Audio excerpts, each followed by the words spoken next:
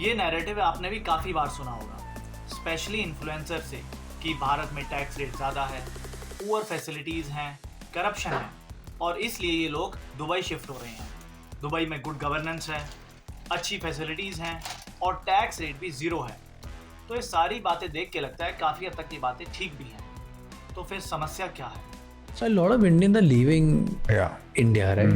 Taxes like England and services like Somalia. ये भारत माला highway है। Bulldozer ही धस चुका है। अब मैं इस पूरे मुद्दे को दो तरीके से देखता हूँ। पहला, क्योंकि ये लोग इन्फ्लुएंसर्स हैं, ये बाकी लोगों को भी प्रेरित और आकर्षित करते हैं देश छोड़ने के लिए।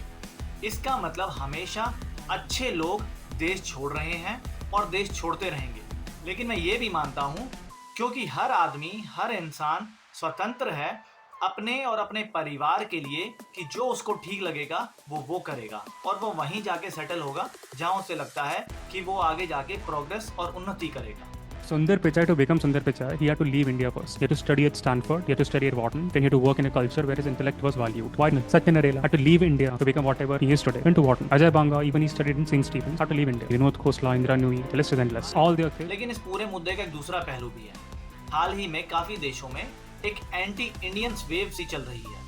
यूनाइटेड स्टेट्स ऑफ अमेरिका ने H1B वीजा को डिस्करेज करने के लिए $1 लाख की फीस लगाई है। कनाडा में स्टूडेंट वीजा और परमानेंट रेजिडेंसी की एप्लीकेशंस का रिजेक्शन रेट बढ़कर 62% हो गया है। ऑस्ट्रेलिया, स्वीडन, आयरलैंड, नॉर्वे जैसी कंट्रीज में भी एक एंटी इंडियन सेंटीमेंट देखा गया है। Have you noticed that racial or bigoted attacks against Indians are increasing recently? Just the exact strange you have to give $20 is good? Like you think I'm a clown. You think it's okay for you to invade Europe? You're genociding our race. You're an invader. But everywhere I fucking go, you Indians are fucking everywhere. Indians के against western societies में hate बढ़ रही है। और हाल ही में सबसे सुरक्षित माने जाने वाले देश जैसे कतर, यूएई, यूएस और ईरान वॉर की चपेट में आ गए हैं। ऐसा लग रहा है कि जैसे दो हाथियों के बीच में कुत्ते पिट रहे हैं और ये एक बहुत बड़ा सेफ्टी इशू खड़ा करता है। Explosions have rocked Abu Dhabi as the UAE comes under attack once again, with Iranian drones reportedly targeting urban centers and critical infrastructure. तो मेरा ये संदेश उन सब भारतीयों के लिए है जो देश छोड़ के भागना चाहते हैं।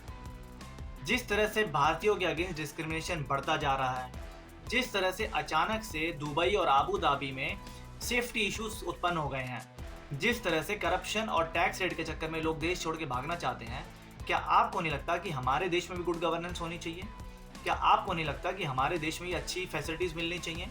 दुबई सुरक्षित इसलिए है क्योंकि वहाँ पे कानून चलता है।